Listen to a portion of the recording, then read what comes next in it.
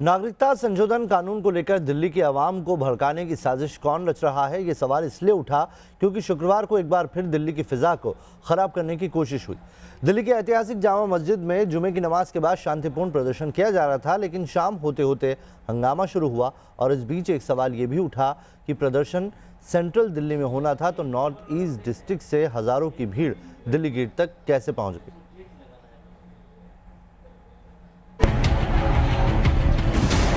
क्या प्लानिंग के तहत दिल्ली गेट पर हुए दंगे? चलते रहो। कौन है दिल्ली गेट के दंगों का मास्टरमाइंड? दिल्ली गेट में हुए दंगों में किसका है हाथ? ये तस्वीरें 20 तारीख यानी शुक्रवार की हैं।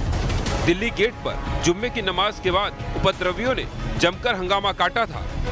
दिल्ली की जामा मस्जिद में शुक्रवार की नमाज के बाद उमड़ा लोगों का हुजूम शांतिपूर्ण प्रदर्शन कर रहा था। हजारों की तादाद में पुरानी दिल्ली की जामा मस्जिद में लोग जमा हुए थे, लेकिन सूरज ढलते ही प्रदर्शनकारियों ने हंगामा शुरू कर दिया, जिसके बाद पुलिस को बल प्रयोग करना पड़ा। पुलिस के एक्शन के बाद भीड़ तितर-बितर हो गई। पुलिस को लगा अब सब कंट्रोल में है, लेकिन इसके बाद पुलिस के पास एक सूचना आई जिसने उसके कान खड़े कर दिए। पुलिस को पता चला कि नॉर्थ ईस्ट डिस्ट्रिक्ट से 4 से 5 हजार लोगों की भीड़ दिल्ली गेट की तरफ बढ़ रही है।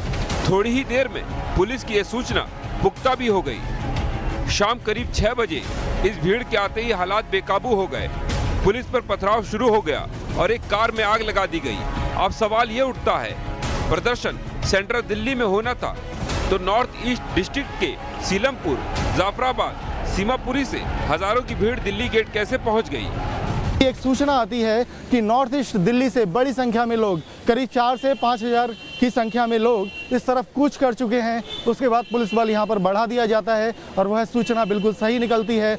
जब नॉर्थ ईस्ट डिस्ट्रिक्ट से जब हजारों की संख्या में और लोग आते हैं, उसके बाद यहां पर सिचुएशन बिगड़ जाती है। अचानक पुलिस के ऊपर पथराव शुरू हो जाता है और एक प्राइवेट गाड़ी में आग लगा दी जाती है।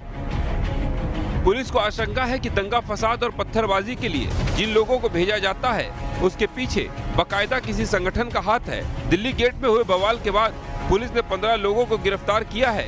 ये सभी लोग नॉर्थ ईस्ट डिस्ट्रिक्ट के ही रहने वाले हैं। 15 लोग गिरफ्तार किए गए हैं। उनमें ज़्यादातर नॉर्थ ईस्ट डिस्ट्रिक्ट के सीलमपुर और सीमापुरी और इन्हीं तरफ के लोग हैं जो कि पेशे से लेबर हैं, छोटे मोटे काम करते हैं। इनके प्रोफाइल खंगाले जा रहे हैं, इनका आपराधिक रिकॉर्ड भी खंगाला जा रहा है और ये पता लगाया जा रहा है कि इन 15 लोगों के पीछे किन की प्लानिंग थी।